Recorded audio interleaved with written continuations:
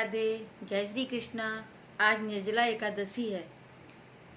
निर्जला एकादशी ज्येष्ठ महीने की शुक्ल पक्ष की एकादशी को मनाई जाती है।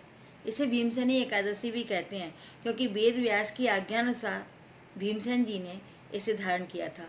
भीमसेन जी जो 5 पांडवों में से थे। शास्त्रों के अनुसार इस एकादशी के व्रत के प्रभाव से दीर्घायु तथा मोक्ष की प्राप्ति होती है। इस दिन जल नहीं पीना चाहिए। इस एकादशी को व्रत करने से हमें वर्ष की समस्त एकादशियों का फल मिल जाता है। इस व्रत को करने के पश्चात द्वादशी को ब्रह्म बेला में उठकर स्नान, दान तथा ब्राह्मण भोजन कराना चाहिए। इस दिन ओम नमो भगवते वासुदेवाय मंत्र का जाप करना चाहिए और मंत्र का जाप करके गौदान, स्वर्णदान, वस्त्रदान, छत्रदान, फलदान आदि दान करना चाहिए। इस एकादशी के बारे में एक कथा भी प्रचलित है तो बड़ी, मैं शॉर्ट करके आपको बताती हूँ। एक समय की बात है, भीमसेन जी वेद व्यास जी के पास गए और उनसे कहा कि हे प्रभु, अर्जुन, नकुल, सहदेव, युधिष्ठिर, कुंती माँ, द्रौपदी सभी लोग इस एकादशी का व्रत करते हैं और मुझसे भी व्रत करने के लिए कहते हैं।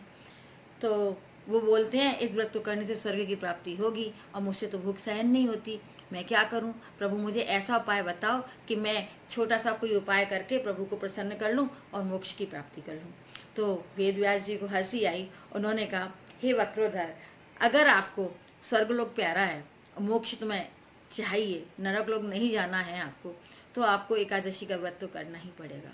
तो भीमसेन बोले, हे देव, एक समय का भोजन तो मैं मुश्किल से नहीं छोड़ पाता, मैं छोड़ भी नहीं पाता एक समय का भोजन, फिर मैं बिना भोजन के कैसे रहूँगा? मेरी भूख शांत नहीं होती है।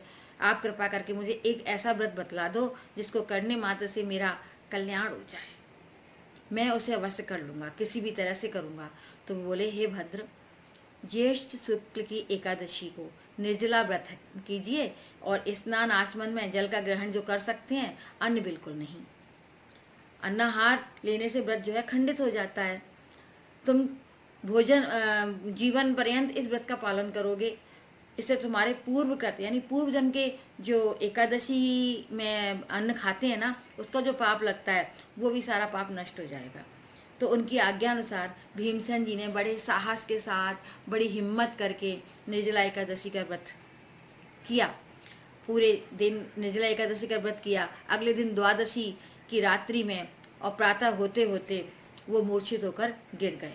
तो तुरंत ही पांडवों ने गंगा जल, तुलसी, चरणामृत का प्रसाद लेकर के उनकी मूर्छा दूर की और तभी से भीमसेन पाप मुक्त हो गए और ये भीमसेनी एकादशी के नाम से पहचानी जाने लगी। बोलो एकादशी मैया की जय।